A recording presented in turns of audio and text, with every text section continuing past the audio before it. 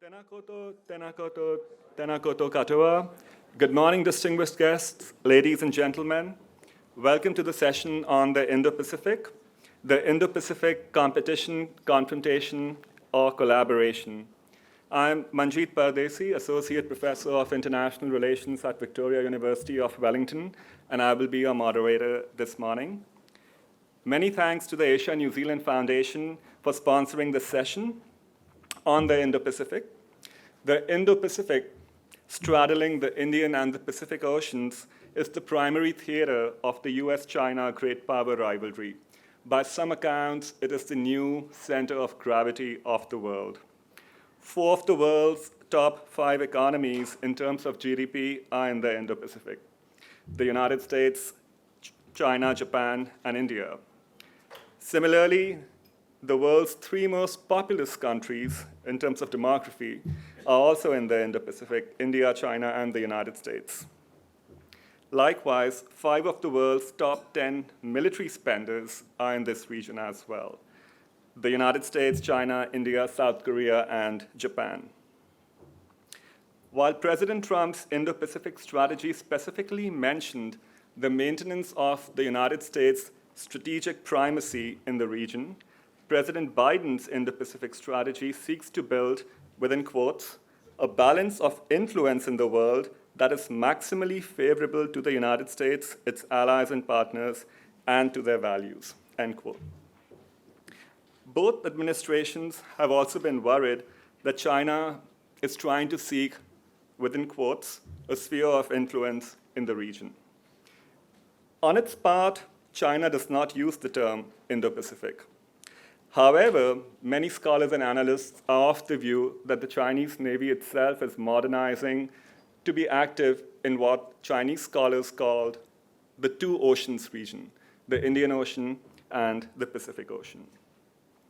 States and regional organizations across this space have also launched their own Indo-Pacific strategies in recent years. New Zealand is also a part of this trend. In July 2021, at the annual conference of the NZIIA, former Prime Minister Jacinda Ardern noted that the Indo-Pacific was central to New Zealand's interests and, within quotes, we have embraced the concept of an Indo-Pacific as the wider home for New Zealand, end quote. So far, so good. But what does all of this actually mean for us in terms of geopolitics? And what exactly is the Indo-Pacific really beyond a new term, beyond a new lexicon that has entered our vocabularies? Is it merely a region? Is it a concept? Is it a strategy? Or is it something else? And how are different states operationalizing their visions, strategies, outlooks, and so on? And what does all of this mean for New Zealand? So to help us make sense of these questions and themes, we have a stellar panel for you this morning. We have 3 speakers. First, we have Dr. Bryce Wakefield, who will be joining us online. Dr. Wakefield is the National Executive Director of the Australian Institute of International Affairs and a visiting fellow at the Australian National University. He has lived, worked, and researched in the United States, Japan, Europe, and New Zealand.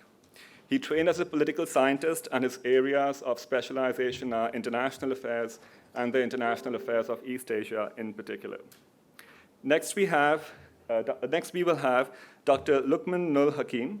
Dr. Hakim is a director at the Institute of International Studies and a lecturer at the Department of International Relations, Universitas Gadjah, Mada in Indonesia.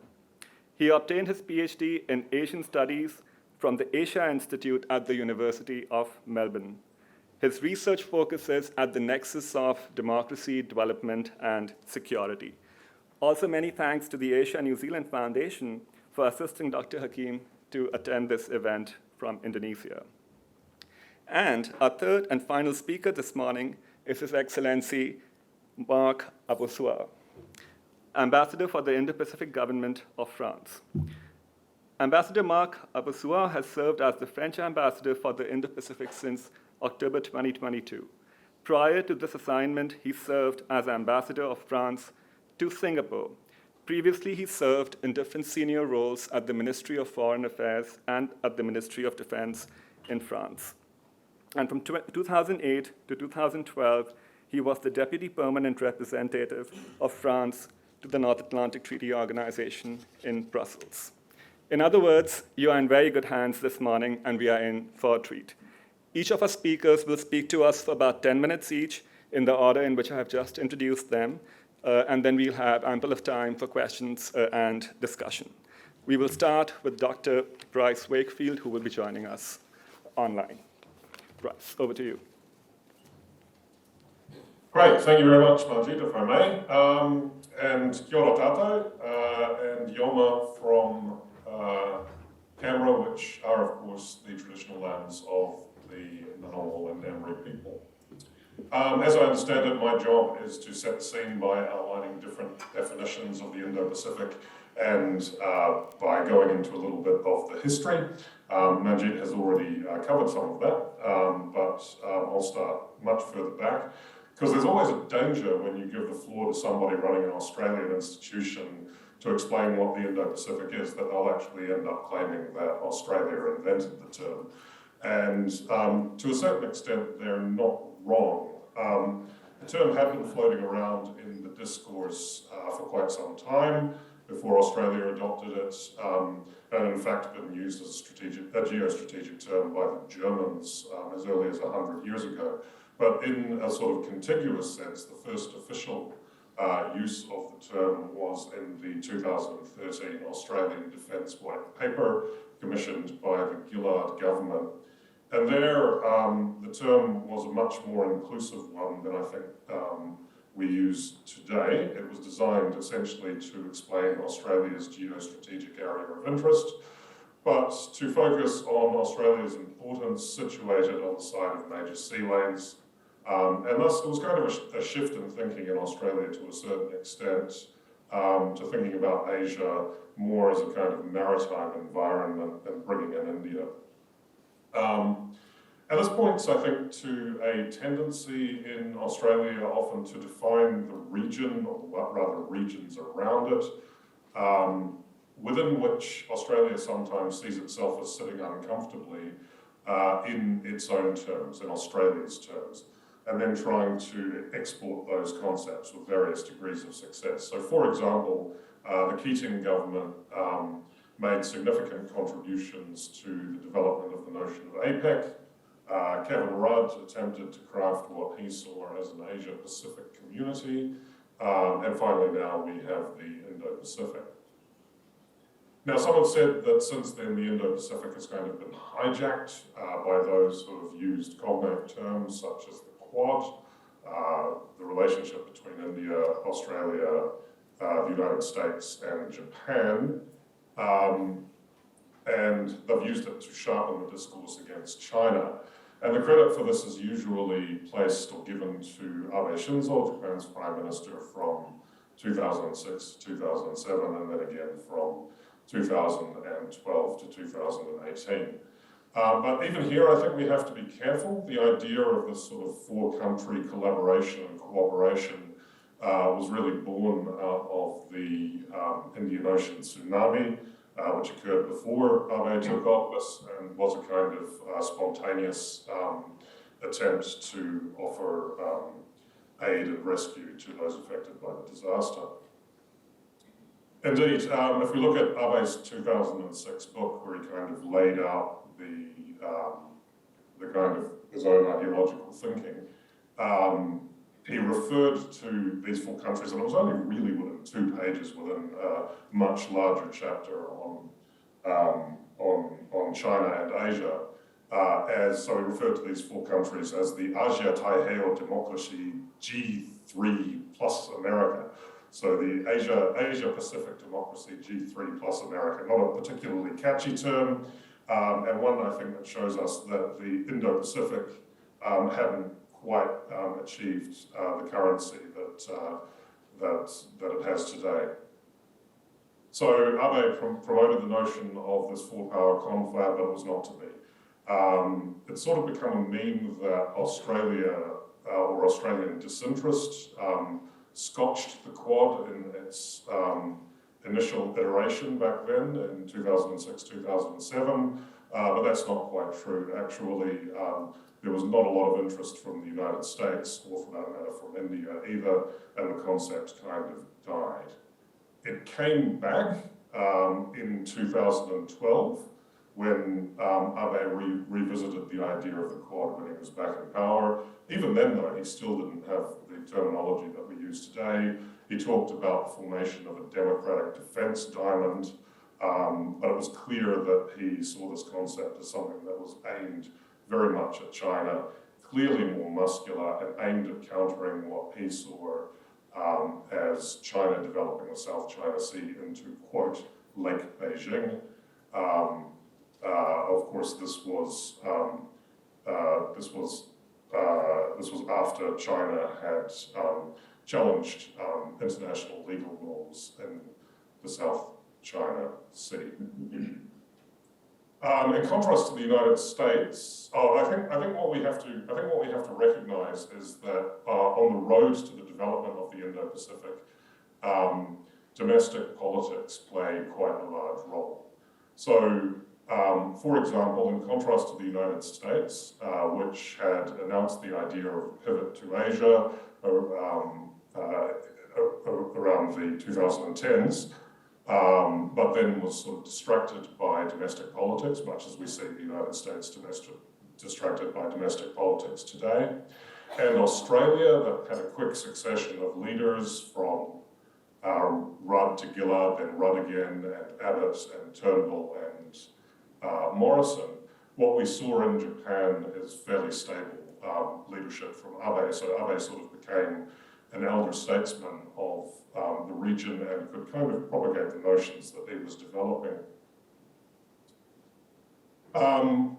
And this meant that he could link up these concepts with a fairly muscular domestic campaign that he was running to reinterpret his nation's constitution, particularly the bits of it that banned the use of force in international disputes, and that was a long-running goal of him and his party.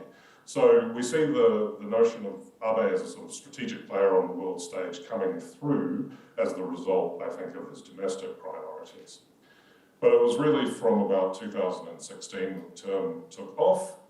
Japan enunciated its plans for a free and open Indo-Pacific, and this was a very normative term clearly aimed at China, and in particular, Beijing's blatant attempt to challenge established international law and its near abroad. And it wasn't necessarily a coincidence, I think, that 2016 was also the year that the International Tribunal of the Law of the Sea handed down its ruling invalidating Chinese historical and maritime claims in the region, which China, of course, ignored.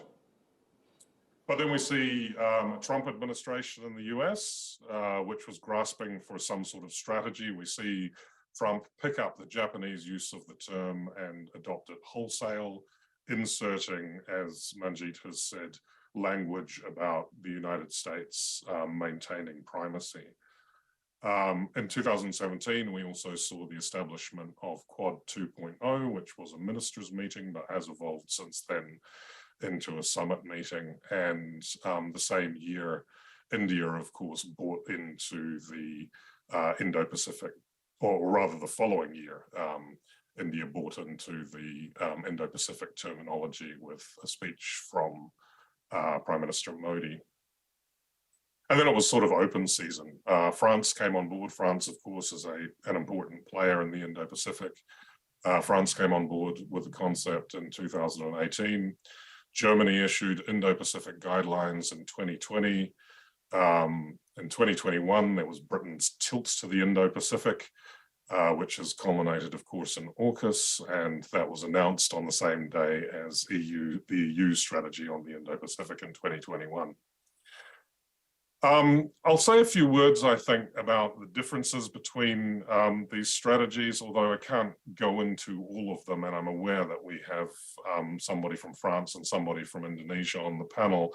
But just quickly on the ASEAN outlook on the Indo-Pacific, which of course is the paper presented by the Association of Southeast Asian Nations on the concept, which was worded very precisely, I think, by some players in the region to be a concept that ASEAN was looking out on rather than fully part of, because there's been very much a reticence on the part of ASEAN, with the exception of a few players, to accept the term, because they have concerns about the evolving Indo-Pacific detracting from ASEAN centrality. I think New Zealand, despite Jacinda Ardern a couple of years ago saying that the Indo-Pacific was New Zealand's broader home, has been standoffish. And I think that relates to New Zealand's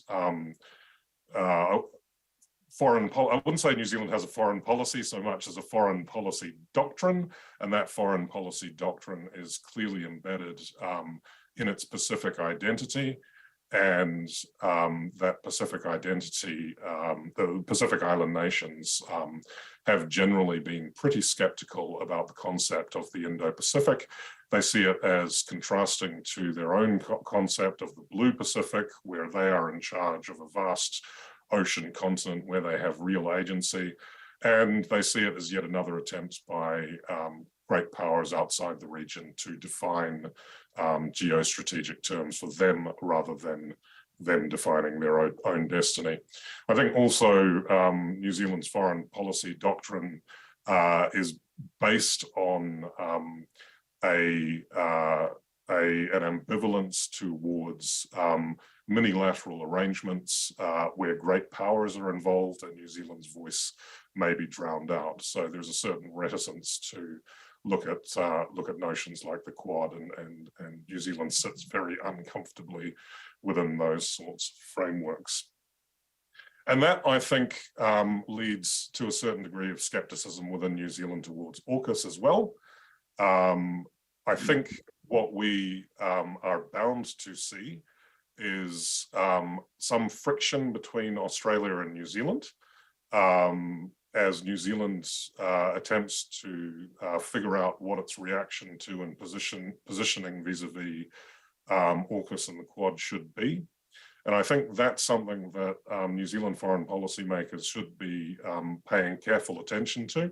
Australia and New Zealand, of course, have very good relations, but those relations are very good at an official level. There is the potential at a political level for a kind of drifting of the two countries apart from each other to cause friction. And that might have been signalled by Australia's recent defence strategic review, where New Zealand, which is a full partner or full ally of Australia, if not fully within the ANZUS alliance, was referred to merely as an important partner in the Pacific. So I think on that note, I will turn it over to my other interlocutors and Manjeet.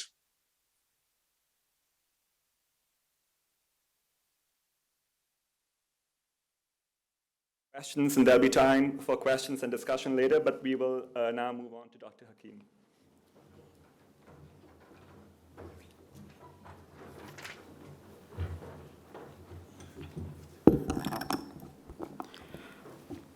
Thank you, Manjeet, for kind introductions, and thanks New Zealand Foundation for facilitating me to attend this prestigious conference. To be honest, this is my first time to come to New Zealand, and I tried my best to understand New Zealand politics, its views on Indo-Pacific during my flight from Indonesia to New Zealand. Of course, it will not automatically turn me to be an expert on New Zealand. Anyway, good morning, Excellencies, ladies and gentlemen. We are now living in a decisive moment, a historical breakthrough that greatly transformed our world order. The unipolar world order, constituted in the post-Cold War and consolidated more decisively during 2 decades of global war on terror, that made US, granted a status as a global hegemon, is now being challenged. And I think this, transformations also boldly admitted in the recent US security strategy. To quote, the post-Cold War era is definitely over, and the competition is underway between major power in shaping the next. And such competitions, of course, alters geopolitical landscape of competitions. Previously, during 2 decades of global war on terror, the geopolitical spot was the Middle East. Now, in these transformations, the geopolitical spot moved in Eurasia in the context of Ukraine crisis and Indo-Pacific in our lands. And such competitions, I think, is important in defining defining the contentious concept of the Indo-Pacific.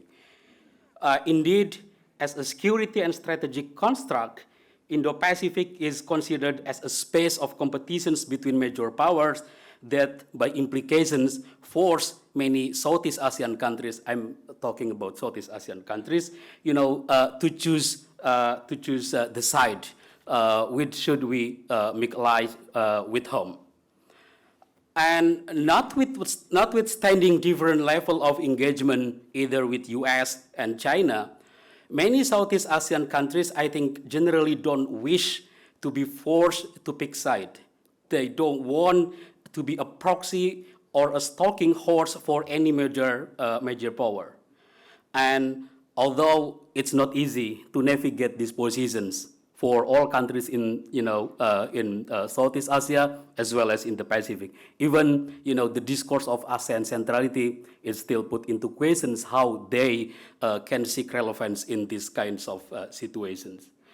And these all dynamics, I think, reflect what the modern Italian philosophers describe as hegemonic crisis, a situations that is described when to quote, the old is dying, the old order is dying, and the new cannot be born. And in this interregnum, many symptoms appear. And I think our panel, Indo-Pacific, competitions, collaborations, or competitions will be, I think, one of the symptoms appears in this process of transformations. I would like to, put forward 2 interconnected, arguments in these occasions in providing an alternative view of Indo-Pacific. The first one, I would like to highlight, the importance to complement or even to move from great power thesis in understanding Indo-Pacific. It is often that, the dominance of great power, contest thesis construct Indo-Pacific merely in terms of security and strategic dimensions. But we need to take and comprehend Indo-Pacific as a social reality that is defined by the interconnectedness, by shared understanding in terms of economic, social, and geography. And the second argument that I would like to make here is that it is central, to give people, especially youth, in the space in the process of defining Indo-Pacific. Now, if we look at, the current dominant discourse, it seems that Indo-Pacific is largely defined by, state or government-oriented definitions, and the dominance of security strategic considerations often neglect, people's voice to be heard and to be account for policy-making process in decision-making, in understanding and orienting policies toward Indo-Pacific. And to substantiate this argument, I would like to provide alternative of understanding of Indo-Pacific that I think mostly quite common among grassroots peoples in Southeast Asia. First, we understand Indo-Pacific, the dynamic of Indo-Pacific as a symptom of the post-unipolar world order.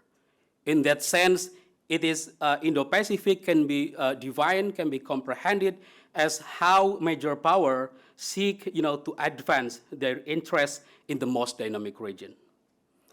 And at the same time, we also see Indo-Pacific as a social reality. It is a site of global economic engine. We all know, how fast growing of these regions in contributing to the economy of the world. And this economic development, I think, partly the fruit of the interconnections between Indo-Pacific and China and the US. So what are of the implications of this understanding? First, I think for many Southeast Asian people, when we are talking about Indo-Pacific, it's not merely about war of great power, but more importantly, it is about, how, that this dynamic force of Southeast Asian countries to have a sort of responsibility to pursue stability and resilience of the region that define different geopolitical projections of Southeast Asian countries, either through bilateral or multilateral or even minilateral arrangement. And in that, I think, in that line of argument, the either-or situations, whether we should ally with, the rivalry, is problematic in many Southeast Asia, because if we consider, the structural interconnectedness of this region. And in relations with the concept of responsibility, I think the positions of the people, especially youth, is critical. Why? First, because they are demographically dominant in the region. It, I think, consists or made more than half of the populations in the region. Second, they need economic stability than war. What they need is economic stability that then they can achieve their life. And the third, they want their governments to invest more in human development than economic of war. And since this conference is about international solutions, perhaps we need to to outline what are the proposals of managing these situations. I think following the argument that I made, I would like to propose three things. The first, it is important, to produce a counter or balancing discourse of Indo-Pacific. We need to complement or move forward from security strategic considerations to be more complex. We need to reclaim Indo-Pacific not as a theater of war, but a site of prosperity and stability. The second, in relations to academic research and think tank, I think it is important, to produce knowledge that rooted in the interests of the Southeast Asian countries and the Pacific regions. Not only, talking about the potentials instability of the regions. This is very important as well in our effort to broaden our stakeholders, that conceiving Indo-Pacific is a space that all people have a room, have a space to define equally, not only being dominated by security and defense calculations. And the third point that I would like to make here is that we need to empower the youth to play a great role in shaping the dynamic of Indo-Pacific. I think this can be conducted in two ways. The first one is for creating a transnational movement for peace to create regional and stability, and to prevent them to be mobilized for the potential proxy war. And I think this is important. We heard from the previous keynote speech, especially the New Zealand. My center, Institute of International Studies in Gadjah, Mada, has been advocating Indonesia to, to ratify TPNW, the treaty, to abolish nuclear weapon. I think the same things we can do more transnational movement, to pursue the stability and peace in our region between Indonesia and Southeast Asian countries and our youth fellow in the Pacific. And the second is to, to influence respective national policies. Because at the end of the day, what is the result of the dynamic in Indo-Pacific will be the setting where, the youth will live in. This would be their fate. And as a matter of fact, their voice should be heard and take into account. Thank you.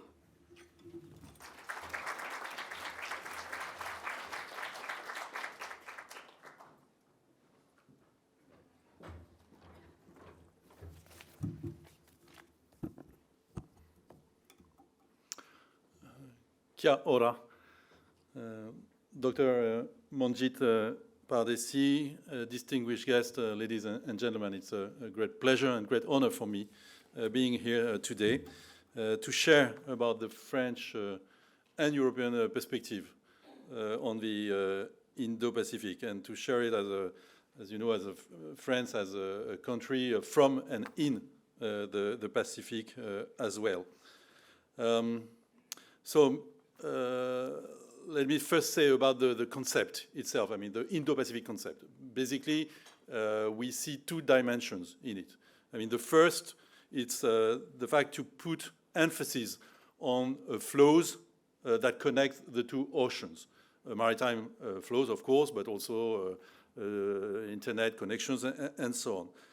And this is the first dimension, which is at the core of the globalization process.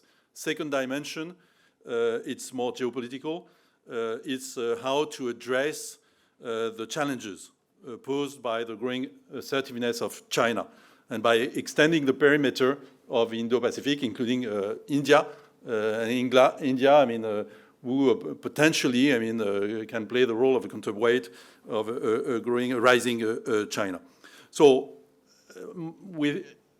now we have, I think, a dozen of countries or organizations who share more or less, I mean, this same approach, I mean, strategy, guidelines, visions about the Indo-Pacific, based on these two different dimensions, interrelated dimensions.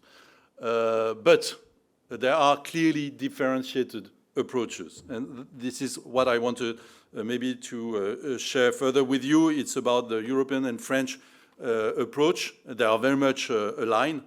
And first, I would say that the level of engagement of France and the EU in the Indo-Pacific will remain as high as before the Russian invasion of Ukraine, and I would even say even more important. It is characterized mainly by three things. First, the fact that we do not follow this, what we call sometimes, I mean, block-to-block logic. So everything which could contribute to create more bipolarization within the Indo-Pacific space is something that we would not support. We don't think in terms of strategic alignment. We don't think in terms of building a sphere of influence. And we, on the contrary, we think that we should stick to two key principles: rule-based order and multilateral system.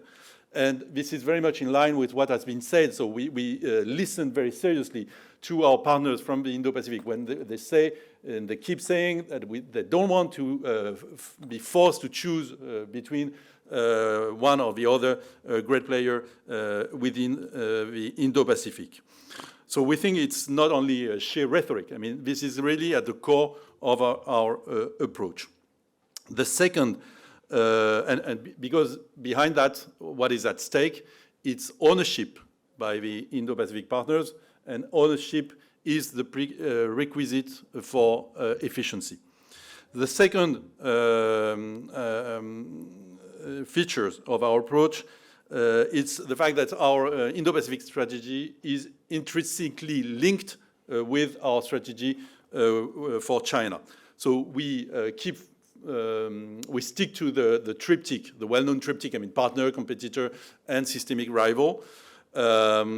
We are putting more efforts also on the economic security dimension within that triptych in a way to reduce dependencies, vulnerabilities upon China. And this is why, I mean, we want to develop further some developments and economic partnerships with countries, for instance, from Indonesia, India, Vietnam, and others. We think it's very important for partners, from the Indo-Pacific to also, gain more autonomy and reduce their dependencies. At the same time, it's very clear that we want to preserve partnership with China. China is a permanent member of the Security Council, the larger emitter of greenhouse gas. So there are clearly issues we cannot do that we cannot address without China. Climate change, but also the debt issues, regional situations on Iran, North Korea, and so on. So we want to avoid a confrontational approach with China. We need to engage China. And third feature, it's also to use the Indo-Pacific strategy to lay out a positive agenda that I would characterize by gaining more sovereignty for Europeans, but also for partners from the Indo-Pacific, so that together we become more resilient, more autonomous, for instance, on security, on energy transition, on health, and so on. Let me just give you an example. For instance, when we fight together against illegal fishing, so we can do that by developing programs on capacity building, on defining regulatory framework, and so on. And at the end of the day, there are countries who can guarantee, that their exclusive economic zone are fully respected. And we also factor in the fact that China is trying to develop the narrative to claim that there are spokesmen for the Global South. I'm not fully clear about what does Global South really mean, but clearly we think that we should not fuel, that narrative. My second point is to share with you how to translate that in the Pacific area. As you know, so France has territories, New Caledonia, Polynesia, in that part of the world. And we want to foster the agenda on how to implement concrete, practical projects across the Pacific. I see mainly three specific areas. One is maritime security, which are, the three structuring areas. Maritime security. I will try to be brief, but first let me share with you that the fact that France is now deploying new patrol boats in New Caledonia, in Polynesia, 4 between now and 2025. There is a very strong collaboration with the FFA, the French the Fisheries Forum Agency, and we will have new capabilities to increase our role in terms of maritime surveillance. We also rely very much on the Quad Pacific format. Also, for instance, to fight against illegal fishing, let me share with you that overall it's 132 days per year using our patrol boats stationed in New Caledonia and Polynesia who contribute to fight against illegal fishing for the insular states across the South Pacific. Let me also mention the SPDMM, so the South Pacific Defense Ministers meeting that will be held in Nouméa next December. We think it's a very valuable, useful format. We can share procedures, we can increase our interoperability with countries from the region, and at the end of the day, we can act together. And so this time in New Caledonia, it will be also the opportunity to see how we can seize the presence of the French territories in the region to do some training together. And last but not least, let me mention the instruments which have been developed within the EU framework on maritime domain awareness. So there is a CRIMARIO 2 program based on the platform called IORIS. And the decision has been made to extend these programs to the South Pacific. And already there are already some activities generated to share about these tools, we can be used to fight against not only illegal fishing, but all kinds of illicit trafficking, again, maritime pollution, and so on. And that creates a community in terms of maritime security. It's extremely important. Second areas where you can see this translation of concrete cooperation is on HADR. And you may have heard maybe of the France mechanism. So France, New Zealand, Australia mechanism. We celebrated the 30th anniversary just a few months ago. And it was well illustrated lately when there was this typhoon in Vanuatu. I mean, France was able to send first responder to do some assessment about the situation and demonstrating reactivity and agility.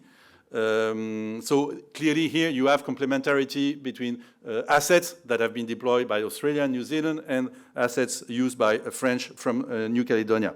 Let me also mention an exercise called Southern Cross that just happened last April and May, which is also a way to increase our coordination in terms of HADR planning with countries from the region, with a very useful contribution from New Zealand and Australia as well, in addition to insular states. And let me mention also our decision, to send an expert to the Black Rock Center based in Fiji, working specifically on HADR and peacekeeping operations. So here you see also an effort to develop additional means and initiatives. And last area I wanted to mention, it's about fight against climate change, preservation of biodiversity, sustainable management of oceans. I will mention two key actors for that. AFD, the French Development Agency, which has been present in the South Pacific since the last 75 years, and is the only European development agency having a presence there.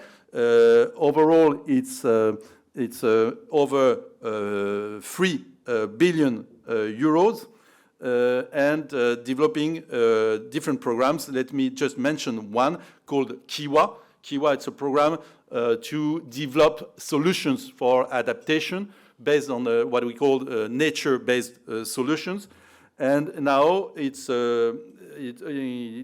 includes 15 projects for a dozen of countries across the South Pacific, for a total budget of 75 million. It keeps increasing. Projects are starting now, and with the strong support also from New Zealand and Australia. And it's very much aligned with what is called the Secretariat for the Pacific Region on Environment Program, SPREP, and also very much aligned with the Strategy 2050 for the Blue Continent. So a very promising area, very inclusive. Its governance, it's quite unique. It completely incorporates the request of the insular states and very inclusive governance. Let me also mention a global gateway that has been briefly referred to. Global Gateway, it's a worldwide initiative, but there is also the implementation of Global Gateway across the Indo-Pacific and in the Pacific. The idea is to provide, partners with the EU offer for green and digital transition, and also with the aim of reducing dependencies. And for the Pacific, let me just mention a few initiatives. The one for financing hydropower in Fiji, with the aim of reaching 80% of energy based on renewable energies, but also the rehabilitation of Rabaul Port in Papua New Guinea, the initiative project feasibility study, for multi-purpose deep sea ports in Kirimati. So many initiatives which can be also an alternative offer to some Belt and Road initiative. And overall, it's the EU presence, it's 660 million euros for 156 projects. Last point, it's about formats and partnerships. Let me be very direct and saying that the French approach or the European approach, it's not the aim of building what is sometimes reported in the press as a third pathway. I think this is inaccurate. We are not trying to keep some kind of equidistance between Beijing and Washington. We are a very old ally of the US. There are constant interactions between our forces deployed in the South Pacific and the American presence on a daily basis.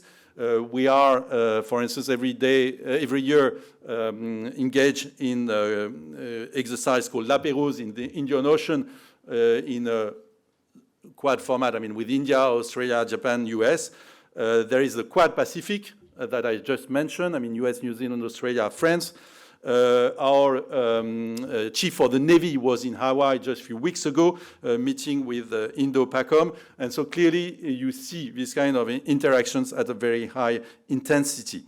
But at the same time, it's clear that to us, multilateral format remain the primary path to reduce risk of conflict. So you have this debate about minilateralism, multilateralism, emerging formats such as AUKUS, Quad, PPP, and so on.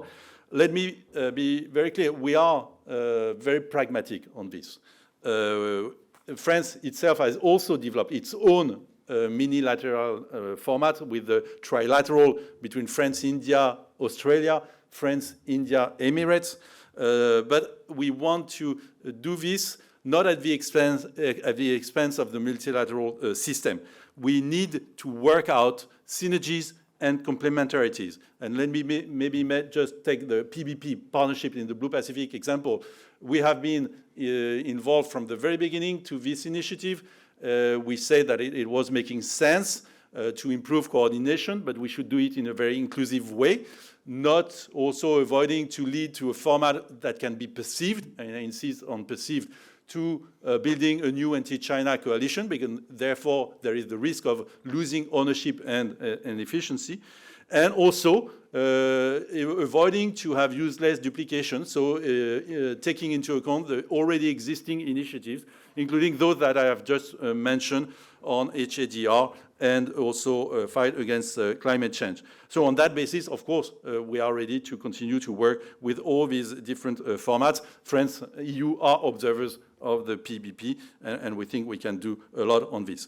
And last but not least, I wanted also to mention that we have not only a method, the multidimensional approach, but also a format, which is the forum, Ministerial Forum for the Indo-Pacific, that we initiated during the French presidency of the EU in 2022. The ministers from Australia and from New Zealand attended the first edition in Paris, February 2022. We were very pleased to have the second edition of this forum in Stockholm just a few weeks ago. The Forum for the Pacific Islands were represented by its Deputy Secretary General. Vanuatu was there also. And we think that it's a very valuable format. It's quite unique in the sense that neither US nor China do participate to this format when we initiated it. And we think it's important maybe to keep this format as such, because then it creates a space where we can really engage in a discussion with partners from the Indo-Pacific, focusing on delivering concrete cooperation and not trying to engage in discussion about strategic alignment. So for the future, because it has been decided that we will organize this forum on a yearly basis now, we think that we should preserve the format that we initiated. Thank you very much. I will stop here. Thank you for your attention.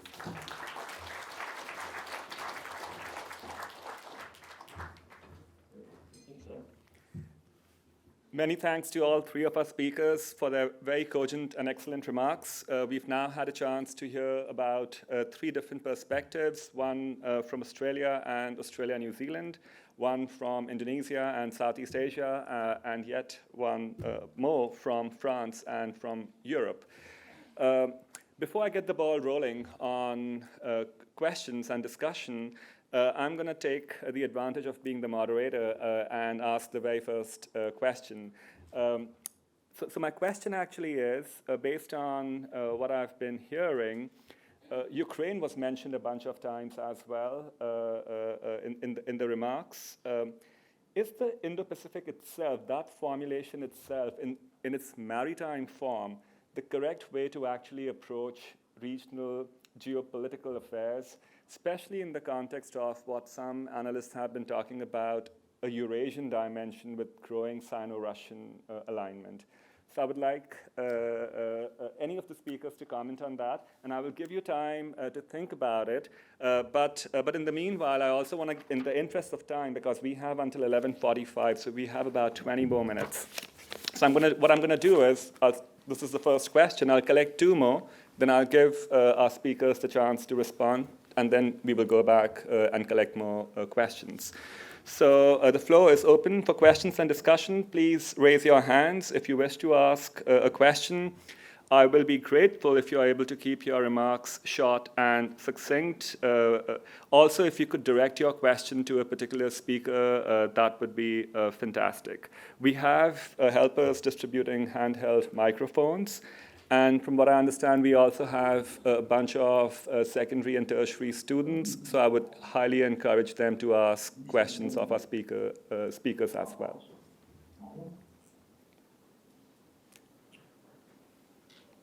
Any questions? Yes, please. And there was that The mic is on its way. sort of countries don't see it as part of them, because of no matter value to them is that link. Yeah. I'm confused. Please, yes. Okay, good afternoon. Please, this lady. Yes, please continue. Good afternoon, and Mai harimai to our international visitors. We're very happy to have you here. I think I'll direct my question to our Australian New Zealand representative in Canberra, but it's open to anybody. The Indo-Pacific concept has been under some scrutiny in the Pacific as they were not consulted in the process, and the term seemingly has more to do with the Indo rather than the Pacific. Given the Pacific's increasing geostrategic importance in the Indo-Pacific narrative, what do partner countries intend to do to address Pacific needs and concerns? Thank you very much. And we will take one more question, perhaps from this side of the audience.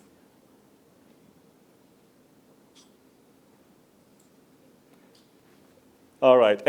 Anywhere else in the room? Yes, please. Right here again.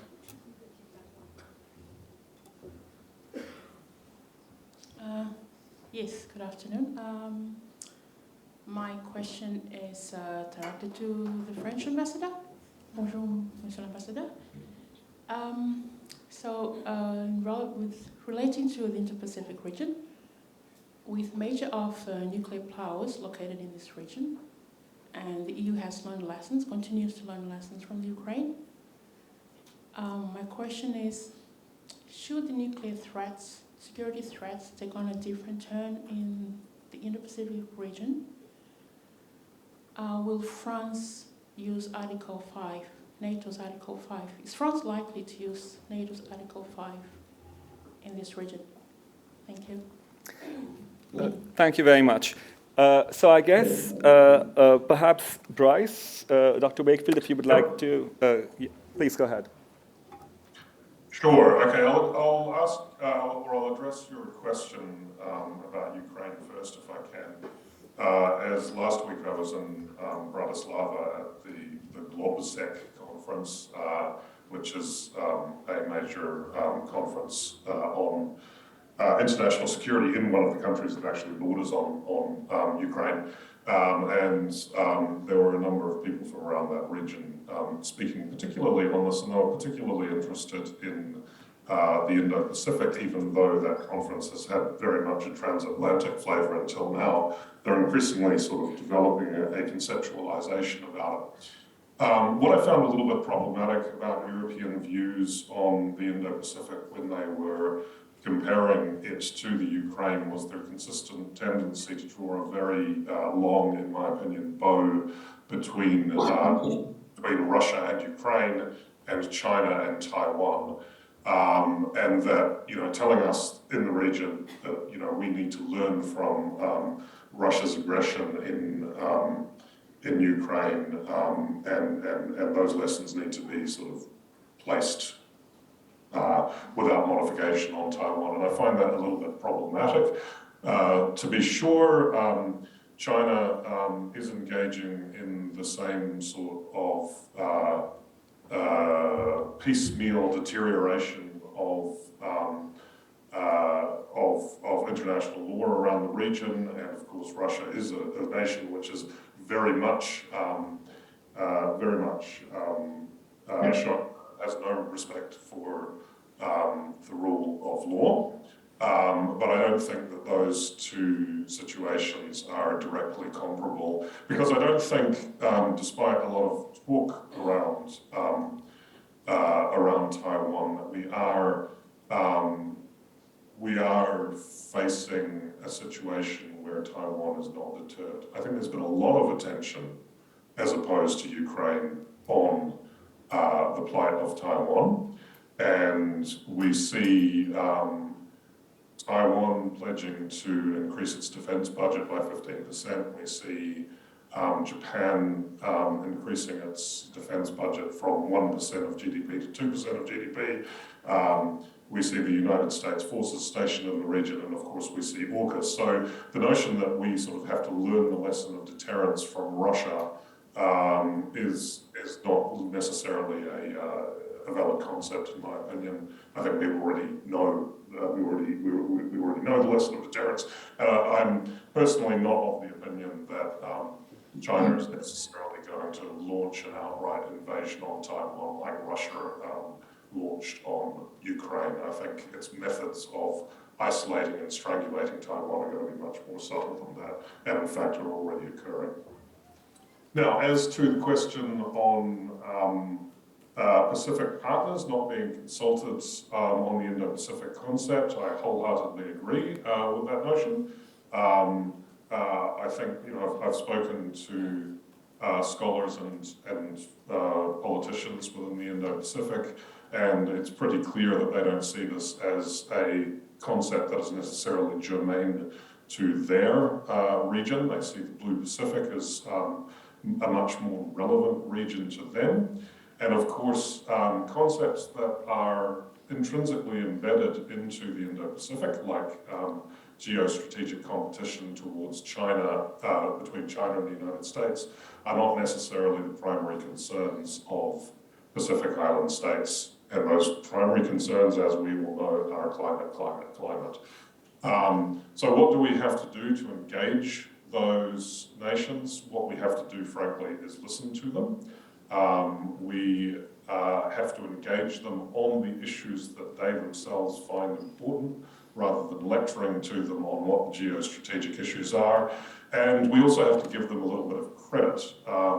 Pacific Island nations are very canny, they do have agency, they have handled the intrusion of great powers into their region for hundreds of years, and with certain exceptions, I think they can actually manage what we see as strategic competition in the region.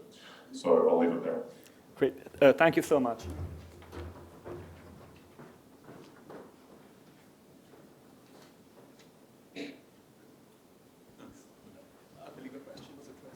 Yes, thank you. Maybe just a quick reaction on the first question. I mean, just to say that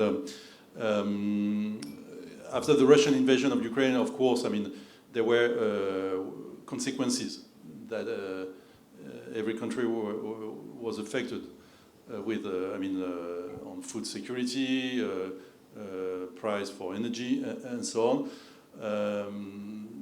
There was the question marks, I mean, whether Europeans will remain as engaged in the Indo-Pacific and so on, whether countries from the Indo-Pacific would see also the war in Ukraine as just a war on the European theater or not.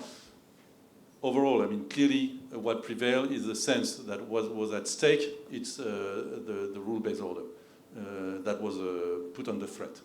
and that's the UN Charter principles such as territorial integrity, sovereignty, and so on, were threatened by what happened.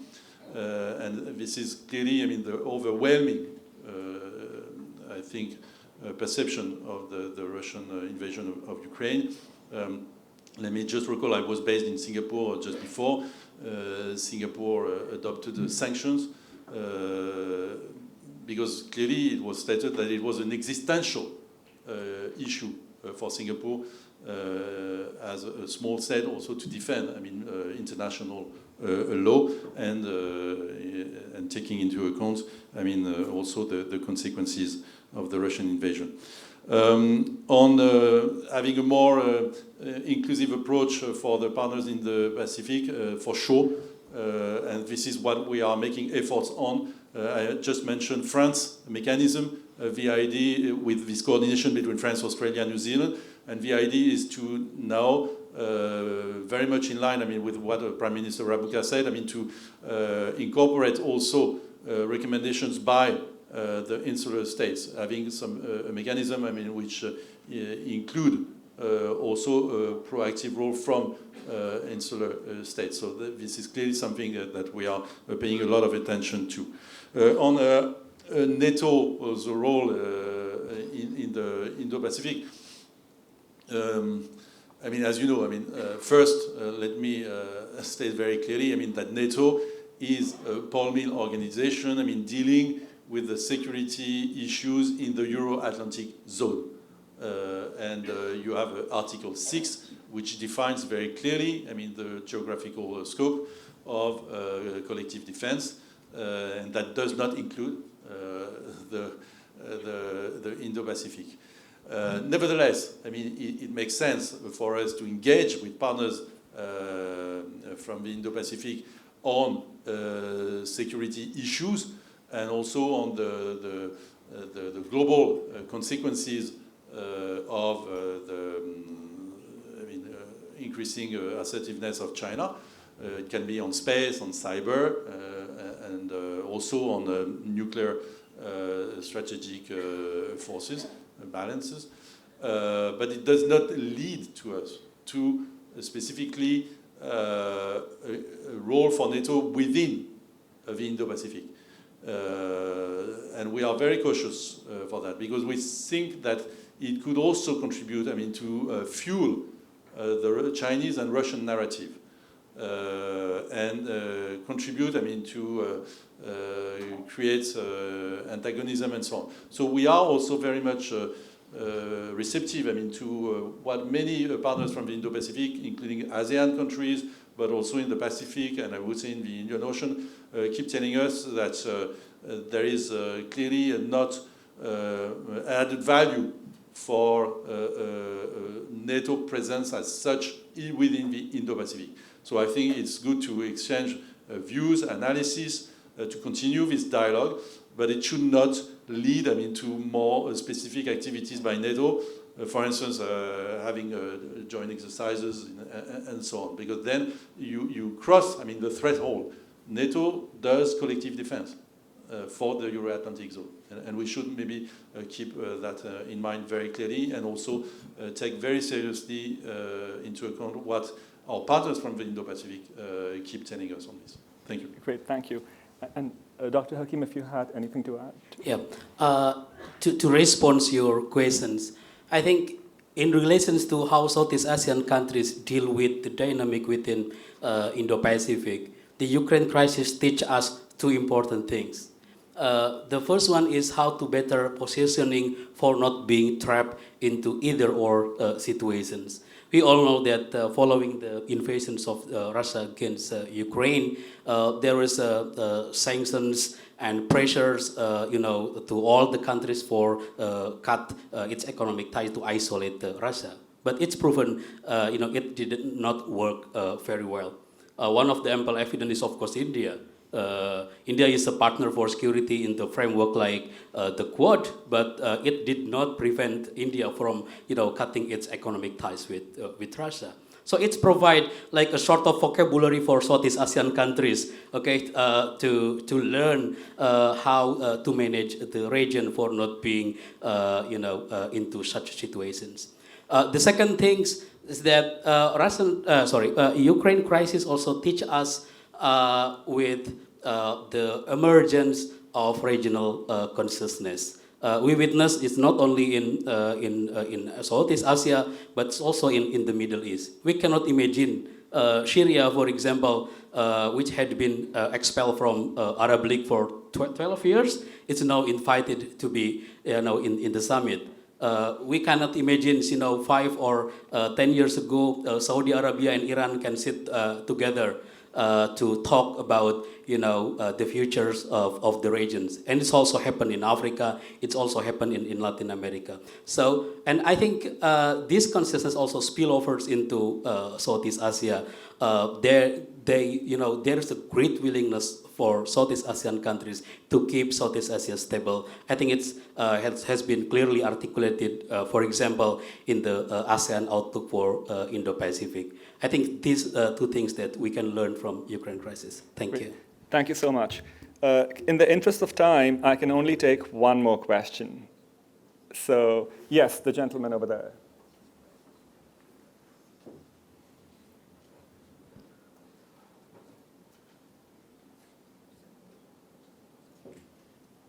Is it? Yeah. Thank you. Just a question perhaps to the ambassador, but to others if they want to comment. Over the 3/4 of a century of the UN era, there have been various invasions, and I would suggest we look at 3 by way of example. 1956, invasion of Egypt. 2003, invasion of Iraq, and 2014, 22, if you like, invasion of Ukraine, Crimea, and in each case it appears that the original motivation was the overthrow of the regime in Cairo and Baghdad and Kiev. The question then is, do you see any distinction or differentiation between those 3? And if there is, what are the criteria that you would be using to make the distinctions?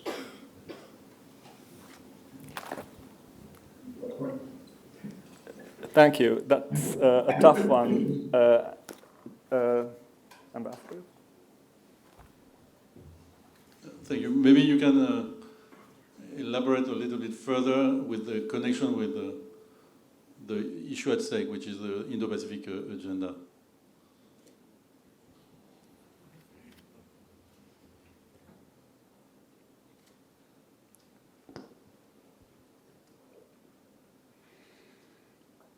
Only in the sense that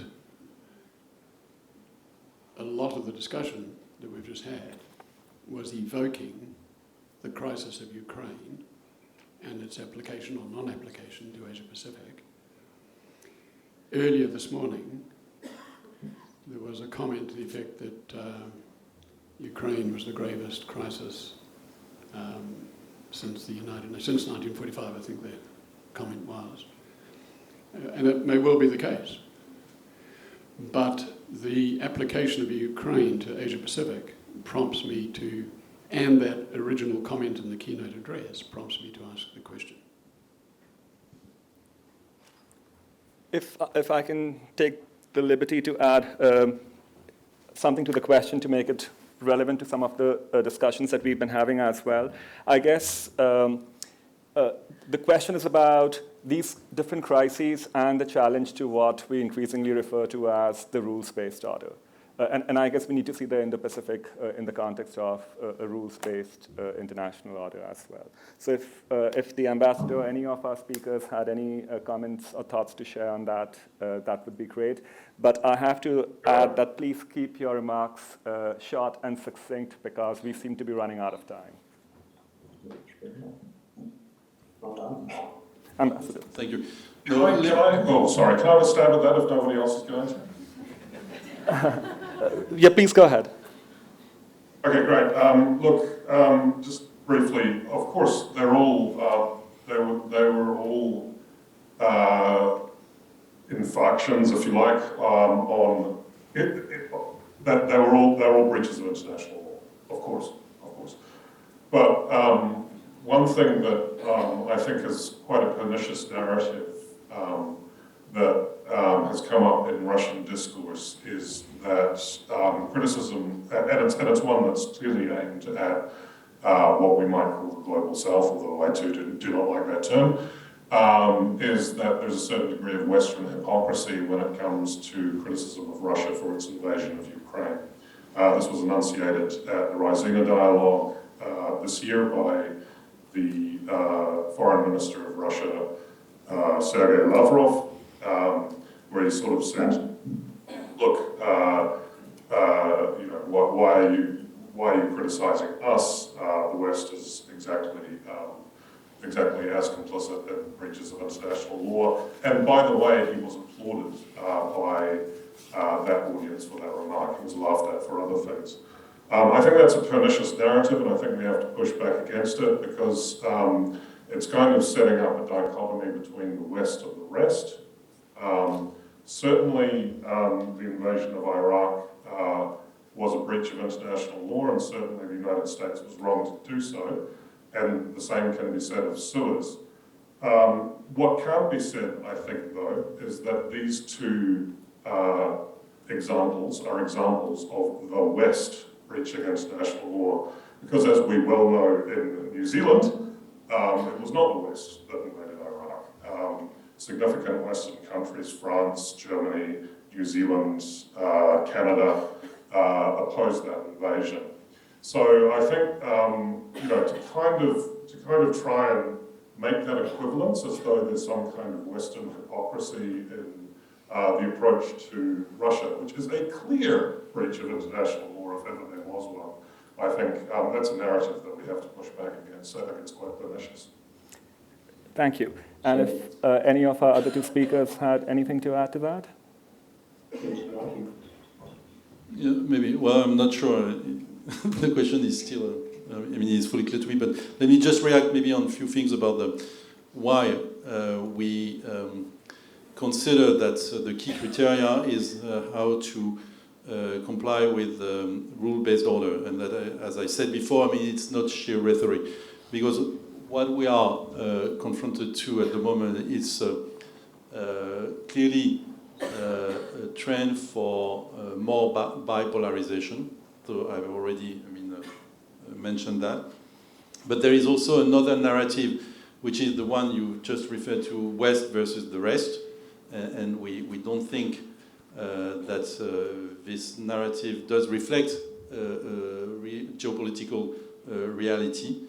And another phenomenon that I would point out, it's what I would call institutional polygamy. So the fact that before you had countries who belonged to their region. And therefore joining grouping of countries from their region or sub-region, and which is less and less the case now. So if you take, for instance, India with this concept of multi-alignment and so on, so you can belong to the Quad and at the same time joining also the Organization for Cooperation of Shanghai. So you have more and more cases similar to this one, which is on one hand providing more agility, more reactivity, but on the other hand could be also at the expense of what I said before, which is to have at the expense of the multilateral system, which is based on the rule-based order. So you see, it's difficult to navigate across all these different current trends. There may be a simple way to put things, to oppose, democracies versus autocracies. This is not in our approach, the key driver. We should stick, all of us, to rule-based order because it's agnostic. It doesn't target any countries, but it creates, the basis for regulation of the international system. Thank you. those countries that does. All right, great. Thank you very much. Obviously, a panel on the Indo-Pacific was going to raise a lot more questions than answers to many of the key and pressing challenges that we have facing us today. But in bringing this session to an end, I just want to recap some of the key points that our three speakers made. So these are my key takeaways. I'm sure you will have your own key takeaways as well. What I want to keep in mind is that there is the potential for some sort of a divergence or disagreement or differences even between Australia and New Zealand, as was mentioned. So we need to be wary of that and see how we can bridge that gap. The other point that we need to remember is that the Indo-Pacific regional order is not all about the great powers. We need to bring in, we need to create an order where the smaller states actually benefit from what seems to be emerging as a configuration as well. And I guess the third big point for me is that we need to resist the bipolarization of the region as a US versus China thing. And in that sense, we need to keep two things in mind. We need to keep in mind the need to prevent a dichotomy between the West and the rest. But if I could add a little bit to that, we also need to resist the temptation to create a dichotomy between China and the rest, especially in the Indo-Pacific. So my key takeaways from what the speakers said, so thank you very much for that. I'm sure you will agree that this has been a wonderful session. Please join me in showing our appreciation to our panelists as I formally bring the session to an end. And also, many thanks to the Asia New Zealand Foundation for sponsoring this session. And I now have Susanna Jessup, who will show her appreciation for our speakers. Susanna Jessup is the Director of Research and Engagement at the Asia New Zealand Foundation.